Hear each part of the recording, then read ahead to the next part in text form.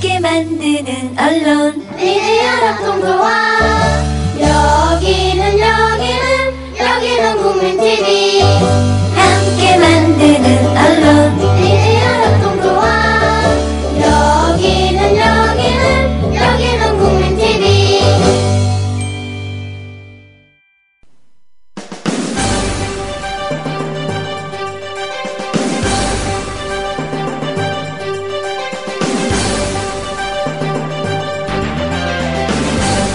정치평론가 이강윤의 오늘.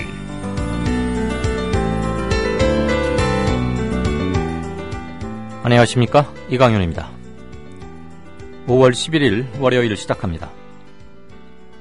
홍준표 경남지사에게 공개 질의합니다. 국회 운영위원장 몫으로 나오는 월 4천에서 5천만 원을 전부 현금화해서 쓰고 남은 돈을 생활비 하라고 집에 주었다고 하셨죠? 국회 운영비는 나라 돈 아닙니까? 그러면 공금 횡령 아닌가요? 다음, 현금화했다는 얘기는 무슨 얘기죠? 국회 운영위원장 앞으로 나오는 돈은 법인카드로만 쓰게 되어 있지 않습니까? 이른바 카드깡이라도 해서 현금으로 만들었다는 얘기입니까? 아직도 아내 통장에 1억 5천만 원가량 남아있다고도 했지요. 일단 공직자 재산등록법 위반한 건 확실하네요. 그 통장 지급정지하고 수사 대상에 포함시켜야 되는 것 아닙니까? 질문 또 있습니다.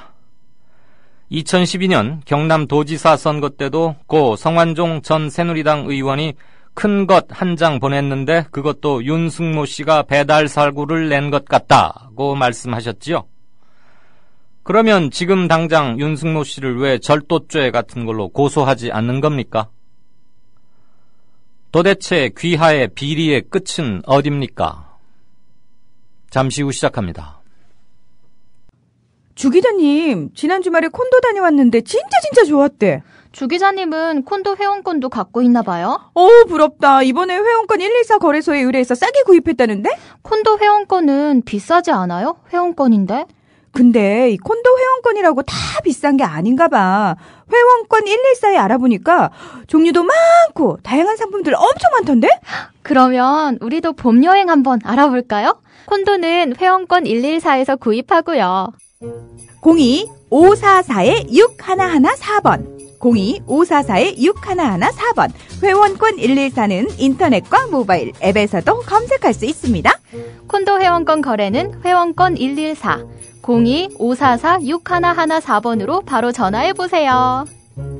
주말들 어떻게 보내셨습니까? 오늘 낮부터 서울 지역은 지금 아주 약하지만 비가 내리기 시작했고요. 남부지역은 오늘 밤부터 그리고 내일까지 제법 큰 비가 올 모양입니다. 대비 필요한 것들 단단히 좀 살피시고요. 주말에도 뉴스가 좀 많았습니다. 뉴스 브리핑 시작하죠. 김효진 PD 어서 오십시오. 네, 안녕하세요. 안녕하세요. 최근에 새정치민주연합의 4.29 재보선 이후에 내홍, 갈등 이런 것들이 좀 볼썽사납게 겉으로 불거지고 실망도 끼치고 했는데 정청래 최고위원이 여수에 내려가서 주승용 최고위원을 만나려고는 했는데 만나지는 못하고 그렇습니다. 사과의 뜻은 표했고 그렇습니다. 또 문재인 대표도 아무튼 최근 이러저러한 것들 때문에 국민과 당원께 실망과 허탈감을 드렸다. 당을 대표해서 특별히 공식적으로 사과한다라고 공식적으로 밝혔어요. 그렇습니다. 네. 문재인 대표가 사과한 내용 먼저 전해드리겠습니다. 네. 오늘 오전에 당 최고위원회의에서요. 지난주 금요일 최고위 회의에서 민망한 모습을 보여드렸다. 우리 자신이 국민에게 신뢰와 희망을 드리지 못한다면 무슨 자격으로 정부 여당을 비판하겠느냐면서 대국민 사과의 뜻을 밝혔습니다. 또한 이른바 친노 프레임 탈피에 대한 의지를 밝혔고요. 이 파문의 당사자인 정청래 최고위원, 주승용 최고위원은 최고위원 회의에 불참했습니다. 네. 주 최고위원 지난 8일 회의에서 사퇴를 선언한 뒤 지역구인 여수에 칩거하고 있는 것으로 알려졌죠. 정청래 최고위원은 문재인 대표 등 지도부의 사과 요구에도 불구하고 응하지 않던 차였습니다. 자, 문재인 대표는 우리 스스로 부끄럽게 여기며 새로운 모습으로 거듭나는 계기로 삼겠다면서 최고위원회의 모두 발언은 대표와 최고위원들의 개인적 발언이 아니라 당을 대표해 국민께 드리는 발언이다. 당의 입장에 서서 더 공감을 가질 수 있는 언어와 정제된 표현으로 발언할 것을 각별히 당부드린다. 이렇게 주문을 했습니다. 문 대표는 그러면서 이 주 최고위원은 하루빨리 당무에 복귀해서 당의 단합을 위해 노력하길 바란다. 최고위원이 최고위에 참석하고 역할을 다하는 것은 권리가 아니라 의무다. 특히 주 최고위원은 호남을 대표하고 대변하는 대단히 중요한 역할을 하고 있다. 빈자리가 매우 크다. 이런 말로 돌아올 것을 호소했습니다. 네. 정청래 최고위원이 관련해서 오늘 낮에 여수로 내려갔습니다. 여수에 있는 주승용 최고위원 지역 사무실에 찾아갔는데 네. 주승용 최고위원이 만나러 나오지는 않았다고 해요. 구체적으로는 나오려고 했는데 네. 근처까지 왔다가 취재진이 많이 몰려있다는 얘기를 듣고 그냥 전화통화를 했다고 합니다. 전화통화에서 정청래 의원이 사과의 뜻을 정중하게 밝혔다고 하고요. 네. 그 전에 미리 이 문자 메시지로 네. 미안하다, 만나서 말씀드리고 싶다, 예. 이런 얘기를 했다고 합니다. 아무튼 전화통화에서 사과의 뜻을 밝혔는데 주승용 최고위원이 사과는 받아들이겠다, 사과대로. 그러나 최고위원직을 사퇴한 것도 거기에 복귀하는 건 별개의 문제다. 이미 다 던져버린 일이다. 네. 예, 이렇게 말을 했다고 합니다. 예. 본인은 사퇴 의사는 굽히지 않겠다. 그런 뜻으로 읽힙니다. 1위 당선한 최고위원직은 내놓겠다. 예. 그리고 뭐 다른 사람들까지 함께 물러나라. 그 얘기는 안 하겠다. 네. 다만 자기는 최고위원직으로의 복귀는 안 하겠다. 그 네. 얘기고요. 그렇습니다. 사과는 받아들이겠다. 받아들이겠다. 근데 예. 기자들이 많이 있어서 안 가겠다. 네. 기자들이 많이 있어서 안 가겠다는 거를 뭐 구체적으로 워딩으로 했는지 모르겠는데 그런 이유로 예. 그냥 근처에서 전화 통화를 했다고 알려지고 있습니다. 아니 뭐 정치인하고 제일 친한 게 기자인데 예. 와서 악수하고 사과 받아들이고 뭐 그렇게라도 해서 좀 하지. 악수까지 하고 사과를 받아들이는 그림이 나와버리면 바로 복귀를 해야 되니까 좀 부담스럽지 않았을까 싶기도 하고. 쉬운 일을 어렵게들 하는지 모르겠습니다. 예. 그나저나 어쨌거나 이번 사과, 연이은 사과 이런 것들이 볼썽사나웠던 그리고 비본질적으로 보이는 예. 그런 내용을 빨리 수습하는 가닥이 되기를 바랍니다. 네. 그 참 거기까지만 하죠. 네. 자, 이른바 성완종 리스트 파문으로 검찰 조사를 꽤나 오랫동안 받은 홍준표 경남지사가 강한 어조로 검찰의 의심을 반박하면서 설전을 벌이고 있어요. 네. 그 18시간 동안 못다 한 얘기가 또 있나 보죠. 네, 그렇습니다. 홍준표 지사 오늘 새벽이었습니다. 자신의 페이스북에서요.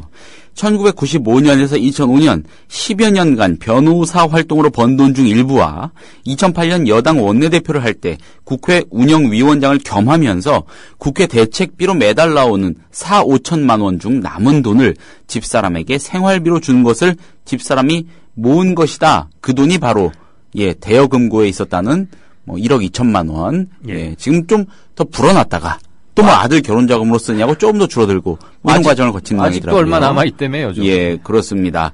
홍 지사는 집사람이 2011년 6월 당시 3억 원 가량 가지고 있다가 제가 정치를 시작하고 처음으로 경선 기탁금이 커져서 돈 좀 구해달라고 부탁하니 이 중 1억 2천만 원을 5만 원권으로 내어줘서 기탁금을 낸 것이다. 이번에 검찰 수사를 받기 전 그 돈에 대해 물어 알게 됐고 재산 등록 때 왜 말을 하지 않았느냐고 하니 자기 비자금인데 당신 재산 등록에 왜 하느냐 이렇게 반문을 했다고 설명을 했습니다. 네.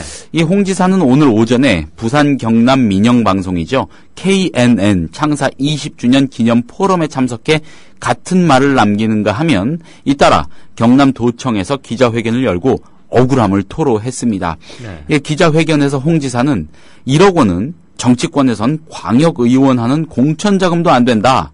성전 회장의 공천 청탁과 함께 1억 원을 받았다는 주장은 허구다. 이렇게 주장을 했습니다. 도대체 홍 지사는 기사거리 제공하기로 작정을 한 모양이죠. 네. 입만 열었다 하면은 뭐 이상한 소리를 막 마구 내뱉는데 KNN 창사 20주년 기념 포럼과 잇따라 경남도청에서 기자회견을 열고 억울함을 토로했다고요? 네. 어떤 점이 억울하답니까? 억울하다 이런 워딩은 일단 기사상으로 확인을 하진 못했지만은 해명을 하는 것 자체가 억울한 뜻이 내포된 것이겠죠. 그리고 또 한 가지 이런 말도 했습니다. 만약에 1원 한 푼이라도 성완종 전 회장으로부터 받은 게 사실로 드러나면 제 전 재산과 인생을 걸겠다. 이완구 전 총리는 목숨을 거론했는데 목숨을 거론하진 않았고요. 재산과 인생을 걸겠다 이런 말을 했고 그러니 억울함을 호소했다는 표현도 틀리진 않은 것 같습니다. 올무에 걸렸다든가 어쩐다든가 아무튼 억울하고 답답하다고 하는 모양인데 전 재산과 뭘 걸겠다고요? 또 한 가지 업데이트된 내용을 조금 전에 방송 들어오기 전에 확인을 해봤는데 검찰 측이 일단 조사 과정에서 돈을 받았다고 의심하는 시점과 장소를 특정해서 자신을 추궁하진 않았다고 해요. 그렇게 말했죠. 그 이유에 대해서 설명을 했습니다. 그러니까 일종의 이걸 검찰과의 게임으로 여기는 측면도 있는 것 같습니다. 검찰이 먼저 특정을 해줘야 내가 알리바이를 제시하든 말든 할 거다. 그렇기 때문에 내가 먼저 깔 수는 없다. 이런 얘기죠. 검사 출신이라 그런가요? 그렇죠. 그러면서 이런 말을 또 했더군요. 이 뇌물수수 사건에서 가장 중요한 건 피의자로 지목된 사람의 알리바이. 그리고 두 번째는 진술의 신빙성인데 자기가 파악하기로는 윤모 씨 그 사람의 진술이 좀 바뀌고 있다. 그런 상황에서 내가 알리바이를 함부로 내놓을 수 있겠느냐. 이런 취지로 읽힙니다. 검찰이 지금 당장이라도 특정해주면 자기 알리바이를 제공하겠다. 제시하겠다. 이런 얘기죠. 조사받으러 간 사람입니까? 아니면 수사 상황을 점검하러 간 선배 검사입니까? 아니 검찰에서 돈 받은 시점과 돈 건넨 상황 그리고 누가 누구에게 줬는지를 특정할 수 있는 증거를 갖고 있다면 굳이 피의자에게 그걸 확인하지 않고 바로 기소해서 법정에서 공개를 해도 되는 거거든요. 그렇죠. 그런데 홍 지사의 말은 이 윤모 씨의 진술이 오락가락하니까 그거를 검찰이 확인하고 자기로부터 제출을 받고 만약에 그걸 근거로 윤 씨를 또 추궁하고 진술을 요구하면 어떤 말이 나올지 모르니까 그런다는 거 아니냐 이렇게 전 읽히더라고요. 그러니까 검찰이 몇 월 며칠 몇 시경에 받았다는 얘기를 안 하니까 나도 그 시간에 뭘 했는지는 아직은 안 알리겠다 지금 이 소리잖아요. 알리바이의 가치를 훼손할 수 없다는 것이겠죠. 이분은 피의자가 아니라 선배 검사로서 현장지도 가신 게 분명한 것 같고 내 재산과 뭘 걸겠다고 그랬어요? 인생. 목숨은 아닙니다. 타짜의 그 악인가 누군가가 그런 거 걸지 않았나요? 영화 타짜? 오른쪽 손목인지 뭔지를 뭔지 걸어가지고 걸자 이러고 보통 한판 치죠. 그런 영화도 봤을 리는 없겠죠. 아무튼 참 홍준표 지사는 이러탁수라는 말밖에는 생각이 안 납니다. 왜 이렇게 우리가 시끄러워져야 하는지. 자, 이런 가운데 검찰은 홍 지사로부터 이번 의혹과 관련된 추가 소명 자료를 일단 제출받긴 했죠. 네, 그렇습니다. 검찰 수사에 홍준표 지사에 대한 검찰 수사의 양상은 홍준표 지사가 설전 비슷한 모습으로 이렇게 주장을 한 과정, 주장을 하는 내용 그 속에 덮여있는 듯한 느낌까지 듭니다. 현재 상황까지 보자면요. 검찰 특별수사팀 어제 오후에 홍 지사의 변호인을 통해서 2011년 한나라당 대표 경선 당시 자금 관련 자료를 추가로 제출받았습니다. 검찰은 당대표 경선을 앞둔 2011년 6월 23일 홍 지사의 국회의원 계좌에 1억 2천만 원이 입금된 점과 이 돈이 입금된 날 당대표 선거 출마자가 내는 기탁금으로 이 돈이 쓰인 사실을 확인했다는 것입니다. 그런데 홍준표 지사는 바로 이 점을 반박하고 나온 것이죠. 부인이 만들어 놓은 비자금. 이 돈을 기탁금으로 쓴 것이다. 그러니 이걸 성완종 전 회장이 준 돈으로 쓴 거 아니겠느냐고 의심하는 거는 잘못 짚은 거다. 이렇게 주장을 하는 것입니다. 현재까지 상황은 이렇게 정리가 될 것 같습니다. 이 집은 부부간에도 이렇게 비자금 따로 만들어 놓고 필요하면 5만 원권으로 주고. 그러게 말입니다. 돈이 워낙 많아서 그랬는지는 모르겠습니다. 아까 뭐라고 그랬어요? 1억 원은 광역의원 되는 공천자금도 안 된다. 그러니까 새누리당의 광역의원 되기 위해서 공천장을 내려면 공천 희망 원서 밑에 최소한 1억 원 이렇게 함께 첨부해가지고 내야 되는 모양이죠? 아직도 그렇게 하나 보죠. 이 공천 헌금 관행을 자기도 모르는 사이에 공개해버린 건가요? 뭐 이 수사가 또 들어가야 되나 모르겠습니다. 수사 본부를 만들어서 광역 의원들 중심으로. 예. 이게 지금 수사팀이 한 4개는 만들어져야 돼요. 예. 홍 지사 발언만 딱 갈려놓고 보면 예. 지금 대선 자금건 하나 있고, 그렇죠. 홍 지사 본인하고 성완종 리스트건 하나 있고, 예. 그다음에 윤승모 절도죄 여부. 그렇죠. 지금 배달 사고를 2회에 걸쳐서 일으켰다는 게 본인 주장 아닙니까? 그렇죠. 그럼 누군 말인 가려야죠. 예. 그리고 절도했으면 윤승모를 잡든가 해야 되는 거고, 또 광역의회 공천자금도 안 된다. 1억 원 정도는. 예. 그러니까 나를 뭘로 보고 지금 이러느냐. 그렇죠. 특별수사팀. 아니 근데 뇌물을 중간에 빼돌리면 그 눈먼 돈을 가져오는 건데 그건 무슨 혐의일까 글쎄요. 모르겠습니다. 그래서 저도 아까 오프닝에서 처음 원고는 절도죄로 고소하지 않느냐고 했다가 애매해가지고 변호사 친구한테 물어봤더니 예. 그거 굉장히 애매하다. 그래서 그러니. 절도죄 같은 걸로라고 일단 바꾸긴 했는데 떠오르는 게 없습니다. 불법 점유물 횡령죄도 아니고 예. 점유 이탈죄도 아니고 아무튼 참 복잡합니다. 그렇습니다. 아무튼 특정 시점과 사람을 명기하지 않았으니까 나도 알리바이를 고의 간직하고 있다가 법원에서 까겠다 이 얘기죠. 예, 내 카드를 못 꺼내겠다. 뭐 이런 얘기. 십자우환이군요. 예. 자, 다른 얘기 좀 해볼까요? 새누리당 지도부가 공무원연금법 개정안 처리 문제 관련해서 네. 지난 2일 여야 대표, 원내대표 등이 8명이 함께 서명한 합의안의 범위 내에서 협상하는 방향으로 사실상 당론을 정리했군요. 예, 그렇습니다. 그런데 50% 명기 부분은 요소리를 명기하는 건 안 된다. 그렇죠. 그러면 중요한 건 그 내용입니다. 그러면 두 개가 지금 부딪히잖아요. 예, 이른바 5.2 합의문이라고 하죠. 네. 여기에 포함되지는 않았던 국민연금 소득 대체율 50%로 인상이라는 문구를 명시하는 것은 절대 받아들일 수 없다는 입장을 사실상 확인한 겁니다. 여권 내부의 논란은 일단락된 것으로 보입니다. 이 문구를 국회 규칙의 부칙 등의 형태로 반드시 반영해야 한다고 주장하고 있는 새정치연합의 입장을 고려하면 연금 전국의 대치 국면 장기화될 것으로 전망이 됩니다. 네. 김무성 대표는 오늘 국회에서 열린 최고위원회의에서 야당은 국민의 개혁 열망을 더 이상 외면하지 말고 5월 2일 합의문을 존중하고 법안을 통과시켜서 국민에게 신뢰 회복의 정치를 보여주기 바란다 이렇게 촉구를 했고요. 회의 직후에 기자들을 만난 자리에서 5.2 합의를 존중해 통과시켜야 한다는 쪽으로 지도부 방침이 정리됐느냐 이런 질문을 받고는 긍정의 의미로 고개를 끄덕였다고 합니다.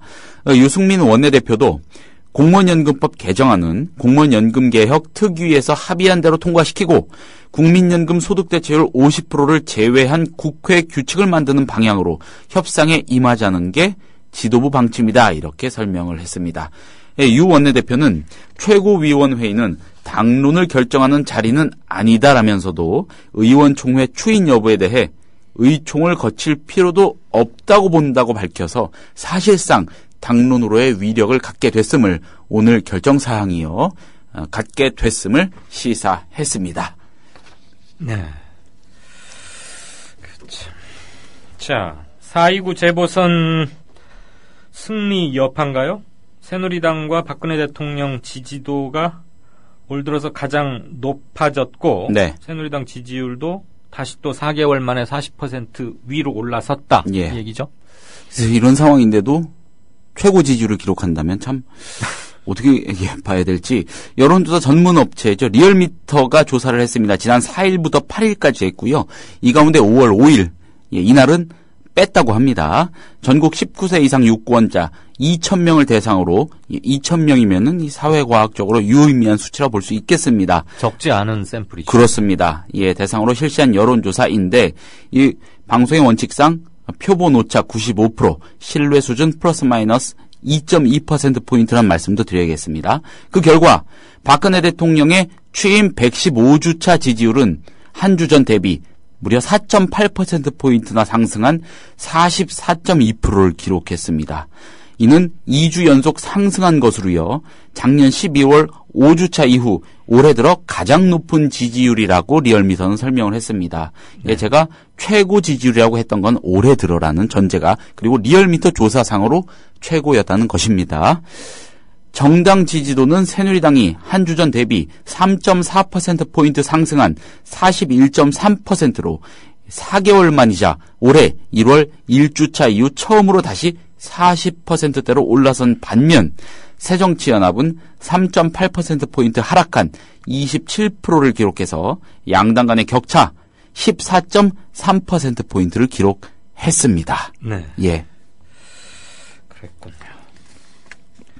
차기 대선 주자 지지도는 어떻게 나왔습니까? 네, 이게 사실 특히 이 야당의 경우에는 정당 지지율하고 대권 주자 지지율하고 좀 다른 트랙으로 움직이는 경향이 있기 때문에 특히 중요하죠. 차기 대권 주자 지지도. 여기에서 새누리당 김무성 대표가 새정치연합 문재인 대표를 누르고 일단 1위에 올라섰습니다. 네. 김 대표의 지지율은 지난주 대비 3.4%포인트 오른 22.6%를 기록했습니다. 17주 연속 1위를 지켜왔던 문 대표를 미미합니다만 아무튼 0.1%포인트 차로 앞서며 산술적 숫자상으로는 대선 주자 중 1위를 차지했습니다. 작년 10월 1주차에 18.5% 지지율로 1위를 기록한 이후 7개월 만에 다시 1위 자리에 오른 겁니다. 문 대표의 지지율은 지난주 대비 2.3%포인트 하락한 22.5%를 기록했습니다. 3주 연속 하락하면서 17주 만에 오차범위 안에서 김무성 대표에게 1위 자리를 내주고 2위로 내려앉았습니다. 네. 리얼미터는요. 김무성 대표는 4.29 재보선 승리 효과가 계속 이어진 것으로 보이며 문 대표는 재보선 참패 후 당내 리더십 위기와 거취 압박까지 받고 있는 상황이 영향을 미친 것으로 보인다. 이렇게 분석을 했습니다. 네, 이 밖에 박원순 시장 등등 잠룡들. 네.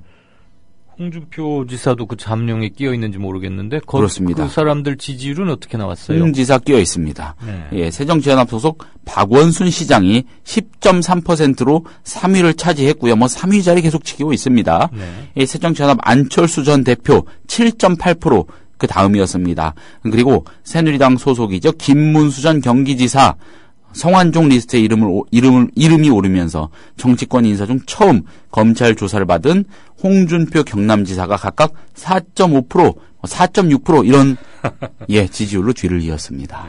네. 예. 김문수 전 지사 4.5, 네. 홍준표 경남도지사 4.6. 그렇습니다. 예. 홍준표 경남도지사가 김문수 전 지사보다 0.1%포인트 높습니다. 예. 워낙 재주가 많잖아요. 예. 이건 또 무슨 얘기입니까? 박근혜 대통령의 동생이죠. 박지만 씨가 회장으로 있는 이지그룹 계열사 이지테크의 노조 분회장이 왜 자살을 한 겁니까? 네, 이 포스코 사내 하청 근로자이자 이지그룹 계열사죠. 이지테크 노조 분회장인 양우권 씨. 예, 양우권 씨가 지난 10일 오전 7시 50분쯤 전남 광양시 마동에 있는 한 야산에서 목을 맨 채 아내에게 발견이 됐습니다. 이날 이 양 씨의 승용차 안에서는 박 회장, 박지만 회장을 향해서 남긴 유서 등 총 3건의 자필 유서가 발견이 됐다고 하고요.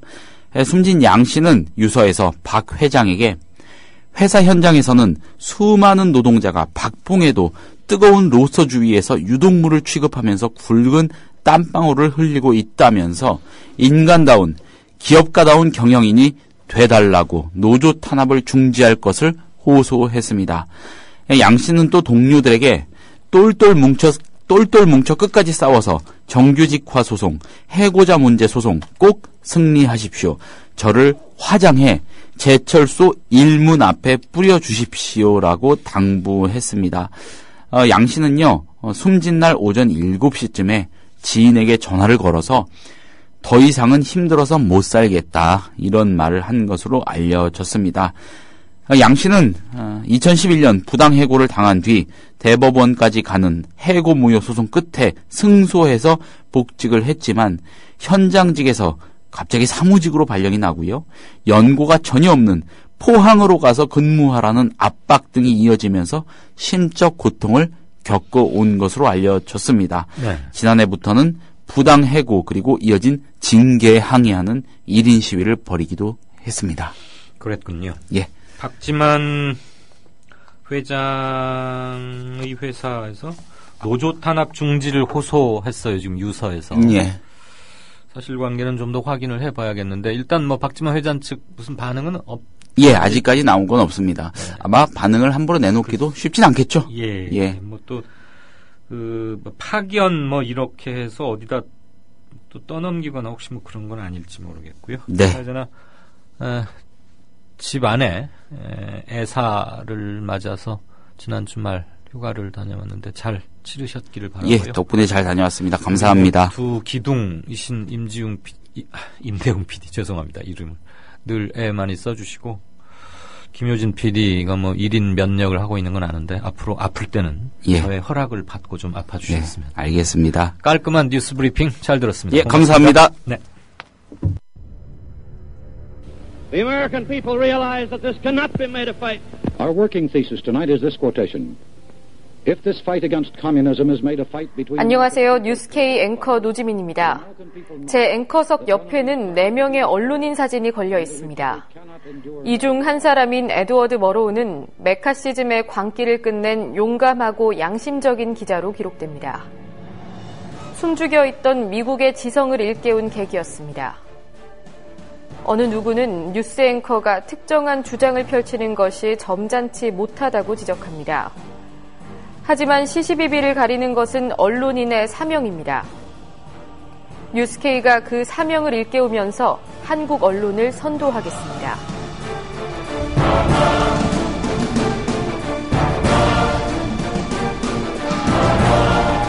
공정보도라는 미명에 몸을 숨긴 기계적 중립. 품위 품격이란 미명의 존재를 감춘 엘리트주의. 뉴스K는 하나하나 혁파해 가고 있습니다. 오늘 저녁 7시 당신의 진실한 전달자 뉴스K 많은 시청 바랍니다. 네, 경제 뉴스 브리핑 시간입니다.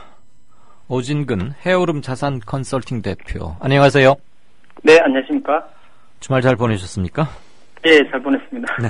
어제 청와대가 국민연금 소득 대체율 50%로 올리면 무려 1,700조 원의 세금 폭탄을 맞게 된다. 이렇게 주장했는데 야당은 전형적인 혹세 무민의 공포 마케팅이다. 국민 협박하는 것이다. 그러면서 거세게 설전 논란을 이어가고 있죠. 예, 그렇습니다. 어제 청와대 김성우 홍보수석이 국민연금 소득 대체율을 50%로 인상하면 65년간 세금 폭탄으로 무려 1,702조 원이 된다고 했습니다. 이에 대해서 새정치민주연합은 청와대가 뻥튀기 자료와 세금 폭탄론을 꺼내들어서 국민을 협박한다며 전형적인 공포 마케팅이라고 반박하고 있습니다.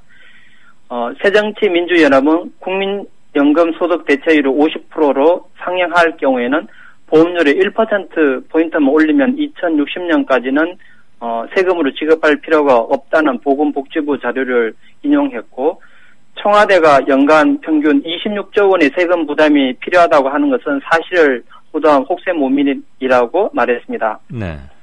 예, 청와대가 국민연금 소득 대체율 인상을 반박하려고 세금 폭탄론을 동원해서 공포 마케팅을 벌인 것은 무책임하다. 0.25배 연금 인상에 보험료가 2.3배나 오른다고 했는데 무려 9배나 오른다고 한 것입니다. 그래서 이것은 초등학생 산수에도 전혀 안 맞는 왜곡이다, 이렇게 할 수 있고요. 예. 1,700조 원은 세금 폭탄이 아니고 연금 수령액을 잘못 얘기한 것입니다. 그렇죠. 세금과는 상관이 없죠. 네. 그래서 마치 이를 미래 세대가 부담해야 될 세금인 것처럼 얘기한 것은 잘못 얘기한 꼼수다, 이렇게 얘기하고 있습니다. 네. 새정치민주연합의 이종걸 원내대표. 대한민국의 미래를 처형하는 것이다. 그런 표현을 썼더군요. 네. 보통 한 정부가 5년 단위인데 연금은 100년지 대계인데요. 굉장히 강경하게 반발했습니다. 네. 국민연금의 공공성 정신을 지켜야 할 대통령이 오히려 나서서 국민 미래를 파괴하고 청와대 홍보수석과 보건복지부 장관을 동원해서 통계를 조작하고 허위 수치를 제시해서 세대 간 갈등을 조장하고 있다고 얘기했습니다. 그래서 세금 폭탄론이나 보험료 2배 인상이나 세대 간 도둑질이나 이렇게 얘기하는 것은 네. 현재 절반에 달하는 빈곤 노인들을 세금 도둑으로 몰고 간 것이다. 이렇게 반박하고 있고요. 네. 박 대통령 국가 미래를 상대로 하는 정쟁 행위를 이제 멈춰달라. 지금 필요한 것은 공적 연금 강화로 노후 소득을 보장하는 것이 중요하다. 그래서 소득 대체율 50%는 포기할 수 없는 중요한 기준이다. 이렇게 얘기했습니다. 네. 이것을 세대 간의 싸움으로 붙일 게 아니고 세대 간 연대의 차원에서 바라보아야 국민연금은 지금 세대와 다음 세대 간에 항상 앞으로도 지금 다음 세대와 고다음 세대 이렇게 계속 고리처럼 이어가는 거 아니겠습니까? 그러니까 싸움 뭐 이런 식으로만 몰고 가면은 더 악화될 수밖에 없죠. 예, 여야 대표가 이제 소득 대체율 50%에 합의한 이유가 노후 빈곤 해소인데 우리나라 노후 빈곤율이 49%이거든요. 네. 그래서 OECD 13%에 비해서 너무 높기 때문에 이것을 해소하자는 의지였습니다. 네네.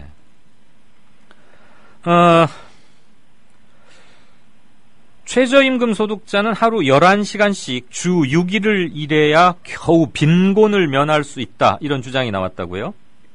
네, 10일 경제협력개발기구 OECD에 따르면 금융위기 이후의 최저임금이라는 보고서가 나오는데 한국의 최저임금 노동자는 주당 66시간 일해야 빈곤에서 벗어날 수 있고 하루 8시간 노동으로는 일주일 내내 일해도 어렵다는 계산이 나왔습니다. 네.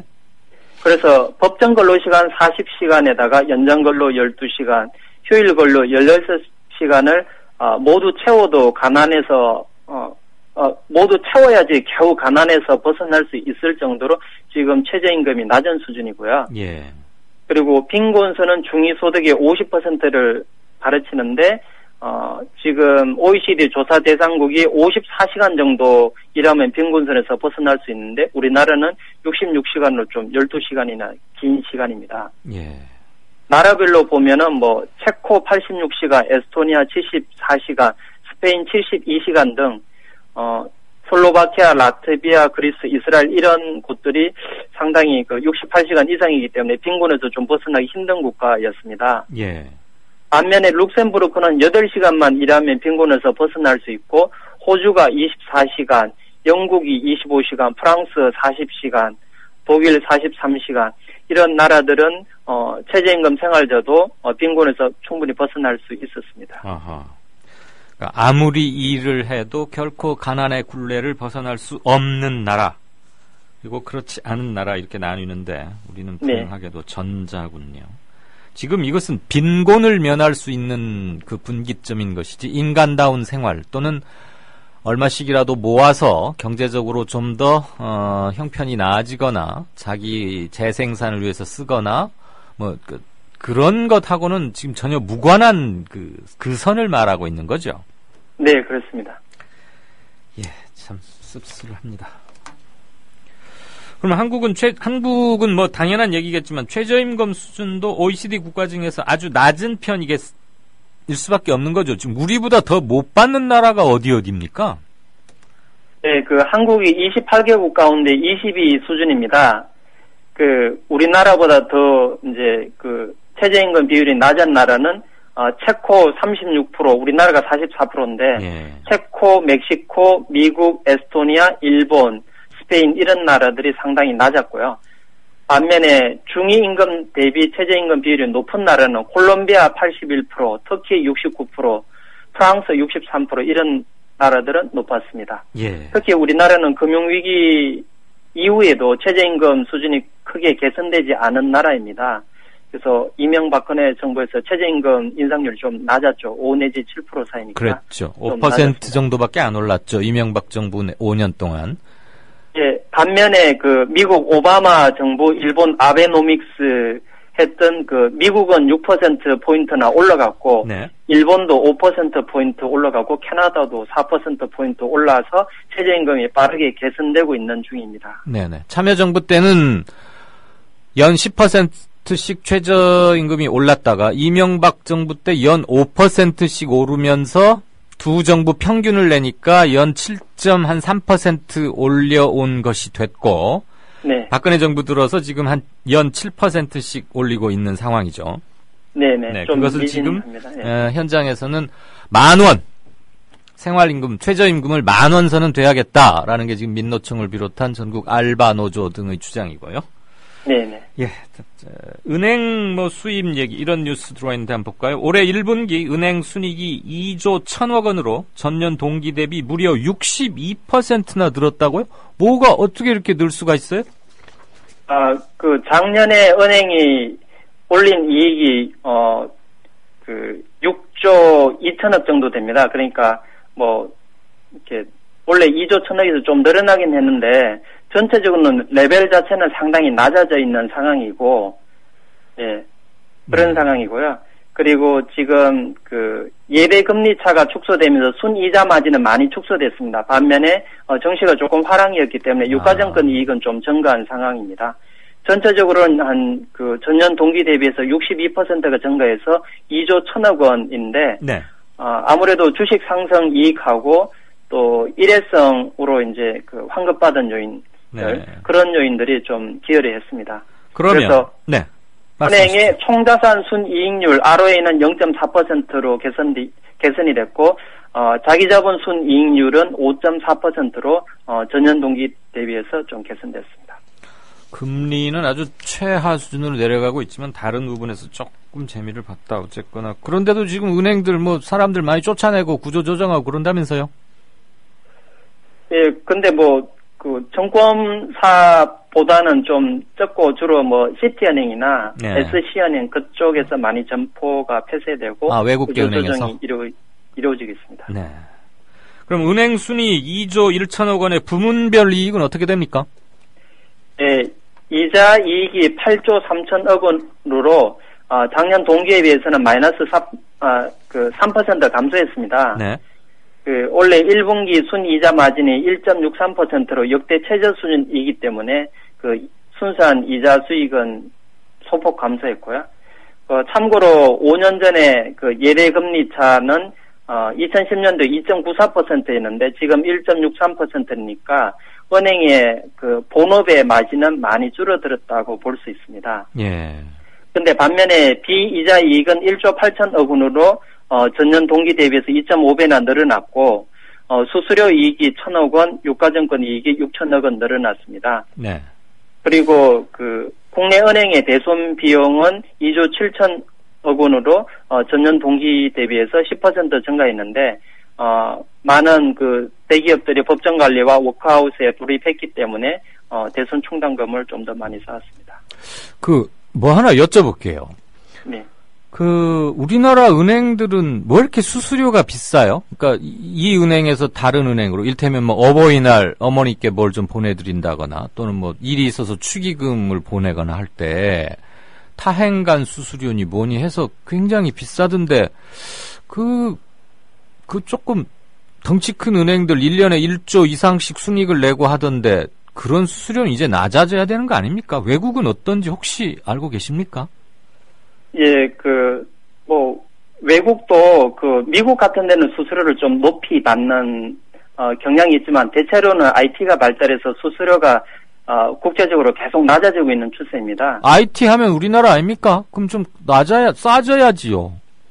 그러니까, 증권사 보면은 수수료가 치열한 경쟁이 때문에 굉장히 싼데요. 네네. 은행은 비싸다는 거 보면, 독과점적인 그런 수수료가 좀 비싸다. 분명히 낮출 수 있는 요인은 많다고 보고 있습니다. 그렇죠. 아무튼 좀 수수료 비싼 것 같아요. 그나저나 은행들이 뭔가 담합해서 안 낮추는 건가 그런 생각도 드네요. 증권사들은 경쟁해가지고 막 낮춘다는데 은행들은 안 그런 거 보니까. 예, 은행은 빅5 이렇게 돼 있지만은 증권사는 60개가 경쟁하고 있으니까 네, 그런 차이가 있는 것 같습니다. 아무튼 20만 원 보내려면서 수수료 2,000원인가 얼마 내려면 이거 도저히 말이 안 되는 것 같아요. 예, 그렇죠. 굉장히 비싼 거예요. 어떤지 한번 공정거래위원회나 어디 이런 데다 한번 취재를 좀 해봐야겠네. 자, 이건 또 무슨 얘기예요? 사립대학 재단들이 사학연금에 돈을 안 내고 학생들이 낸 등록금을 빼내가지고 매년 1,000억 원가량씩 대납을 하고 있다고요? 그러니까 이거 지금 딴 데다 써야 할 돈을 이리 빼서 이쪽으로 쓰고 있다. 학목간 전용 그런 얘기입니까? 예, 그렇습니다. 그러니까 그 사학연금으로 내야 될 돈을 학생 등록금에서 빼서 3년간 3,157억 원을 냈다는 내용입니다. 아하. 네, 국회 그 교육문화체육관광위원회 소속 안민석 새정치민주연합 의원이 교육부한테서 받은 자료에 따르면 교육부는 지난해 69개 사학재단에서 내야 할 사학연금 가운데 811억 원을 교비회계, 즉 등록금에서 대납할 수 있도록 지난 2월에 승인을 해줬습니다. 네. 그래서 이는 그 사립대 재단이 내야 할 사학연금의 3분의 1에 해당되는 것인데 이것이 등록금에서 전용된 것입니다. 네. 사학연금은 국민연금처럼 교직원이 절반을 부담하고 다른 절반은 사학재단이 수익금으로 내야 하는데 만약 교비에서 지출할 경우에는 교육부 장관의 승인을 받도록 2012년 법률이 바뀌었습니다. 문제는 사학들이 그에게 적립금을 쌓아두고도 부담 능력이 되는데도 불구하고 굳이 그 교비, 그러니까 학생들 등록금에서 네. 지출함으로써 결국 학생 등록금 인상을 초래했다는 점이 문제로 지적되고 있습니다. 이게 이 마지막이 아주 고약한 대목이군요. 핵심이. 네. 거액의 적립금은 있는데, 그러니까 낼 돈이 있는데도 지금 학생들한테서 등록금 받아서 그걸 이쪽으로 대납했다는 거 아니에요? 네, 그렇습니다. 학생들한테 받은 돈은 교수 확보하고 아이들 공부할 수 있는 환경 조성하고 뭐 이런 데다만 써야지. 이게 참 이런 후한무치한 자들이 어쨌거나. 네, 그 사학재단들이 수천억 원 그 등록금을 쌓아두고 네네네. 그 사학연금에 내는 돈을 학생 등록금으로 내는 거는 상당히 문제가 있고 그렇죠. 또 특히 교육부가 감독을 해야 되는 위치인데 교육부가 이런 것을 인정해주고 있는 게 또 문제라고 생각이 듭니다. 네. 그렇군요. 아무튼 국회가 할 일이 참 많습니다. 안민석 의원실에서 교육 관련해서 쏠쏠한 자료를 많이 내고 있군요. 네, 지금까지 경제뉴스 브리핑의 오진근 헤어룸 자산 컨설팅 대표였습니다. 고맙습니다. 네, 감사합니다. 양정대 바로 가죠. 제주 문옥양 노지 한라봉 판매합니다. 여수 돌산 갓김치 팔아요. 안동 산골에 맛있는 사과를 소개합니다. 거금도에서 직접 키운 전복을 직거래로 가져가십시오. 속리산 문장대 아래 청정지역에서 재배한 콩으로 만든 청국장 맛보세요. 거창 민들레 사과 어떠세요? 광천 특산품 광천김 끝내줍니다. 정직하고도 유익한 특산품 멀리서 찾지 마세요. 지금 국민TV 홈페이지 홍보마당 사업 홍보 게시판에 펼쳐 있습니다. 하실 분 사실 분 함께 어우러진 행복한 상생의 장 여러분을 초대합니다. 국민.tv 홍보마당 사업 홍보 게시판 지금 들러주세요.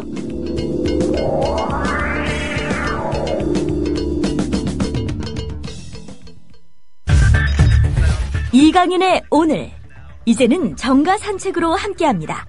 정치권 동향 생생하게 풀어드릴 분은요. 네, 한국일보 양정대 기자 안녕하세요. 네, 안녕하세요.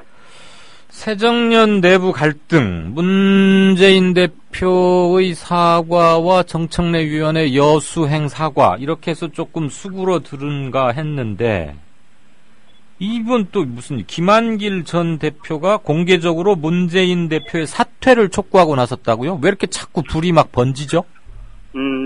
김한길 전 대표가 오늘 그 당내 상황에 대한 입장을 이제 공식적으로 발표를 했는데요. 네네. 그 발표문 내용에 보면 문재인 대표의 사퇴를 직접 거론한 대목은 없는데 네. 다만 문재인 대표가 친노의 수장으로 남을지 아니면 이 야권의 대선 후보로 이 앞으로 나아갈지 이거를 문 대표가 결단해야 한다. 이렇게 얘기한 문구가 있습니다. 그것도 그러니까 더 센 얘기네요, 그게. 그러니까 사실상 지금 사퇴하지 않으면 당 대표직을 내놓지 않으면 당신은 야권의 유력한 대선 후보로서의 길도 가기 어려울 거다라는 얘기를 사실 간접적으로 했다고 볼 수 있겠죠. 예. 오늘 김한길 전 대표의 얘기가 사실 좀 오후에 이제 이게 알려졌는데. 몇 시간 안 된 얘기군요. 그렇죠. 예. 그런데 이 얘기가 사실 당내 분란 갈등에 좀, 이제 진짜로 좀, 뭐랄까요? 이게 수습 국면으로 갈지 아니면 이게 확산 국면으로 갈지 지금까지는 좀 기로에 서 있었고 이게 어떤 쪽으로 갈지, 방향타가 좀 분명치 않은 이 문재인 대표는 아침 이제 정치도부 회의에서 공개적으로 사과를 했고, 그리고 정청래 최고위원이 말씀하신 대로 이제 여수로 직접 내려가서 이 주승용 최고위원을 만나서 사과를 하는 등 이 갈등이 어쨌든 좀 수그러들 수 있는 여지가 조금 생기나 싶었는데, 이 김한길 전 대표의 이 입장 표명으로 해서 물론 지금 현재로서는 여전히 좀 단정할 수는 없겠습니다만, 예. 이 새정치민주연합의 내부 갈등 내홍의 양상이 더 이상 이 봉합되거나 혹은 축소되는 그런 쪽으로 가기는 사실 어려워진 것 아니냐, 이런 해석이 가능할 것 같습니다. 예. 두 가지 의미가 있는데요. 일단 하나는 예. 이 김한길 전 대표가 일단 당내 지금 비주류의 좌장이라 뭐 이렇게 볼 수는 없지만 어쨌든 주승용 최고위원의 의원이 사실 뭐 김한길 전 대표의 최측근인 건 뭐 누구나 다 아는 사실이고요. 예.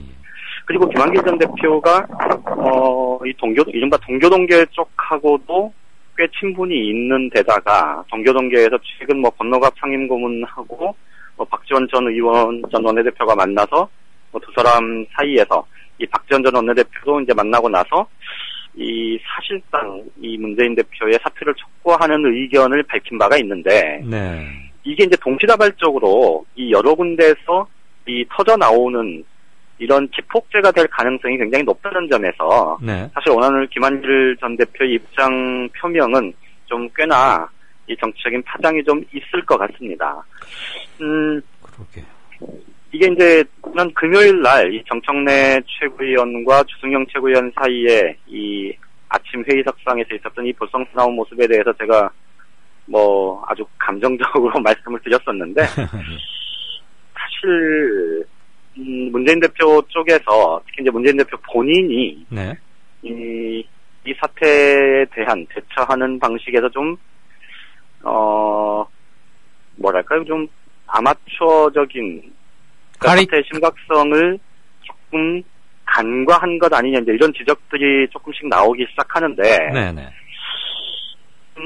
글쎄요, 이 문제를 어떻게 풀어가느냐에 따라서 이제 문재인 대표의 정치력이 일단이 드러나긴 할 텐데, 어쨌든 지금 야권 입장에서 보면 새 원내대표를 뽑아놓고, 어쨌든 그리고 새 원내대표가 이 이른바 비주류의 한 축이었던 이종걸 의원이 이제 원내대표가 되면서, 사실은 좀 야권 내에서도 이 새정치연합 내에서는 이제 문재인 대표와 이종걸 원내대표 간 투톱 시스템을 통해서 이 계파 간의 이 이견과 또 그 노선 차이 이런 것들이 조금 조정이 되면서 네. 이 조화를 좀 이룰 수 있지 않을까 하는 이 기대가 조금 나오긴 했었는데, 네. 어쨌든 현재 상황에서 보면 그 기대가 굉장히 난망해지는 이런 상황으로 계속해서 지금 사태가 악화되고 있는 것 같습니다. 예. 그런데 김한길 전 대표는 사실상 새정치민주연합이라는 긴 이름의 당으로 통합, 재출범, 합당? 아무튼 새로 시작했잖아요, 작년 3월에. 그랬었죠. 그때의 네. 공동 창업자였죠. 그렇죠. 그러니까 이 당에 대해서 특별히 더 책임과 애정 이런 걸 갖고 있어야 한다고 보는 게 당연할 텐데, 지금 매우 창당 이래 지금 두 번째 선거 패배이자 굉장히 큰 위기에 처해 있다는 걸 뻔히 알면서도 오늘 오전 상황을 또 김한길 대표도 전에 들었을 거 아니에요. 정청래 최고위원이 그렇죠? 여수에 가서 뭐 어떻게 하고 문재인 대표가 당을 대표해서 국민과 당원들께 사과한다.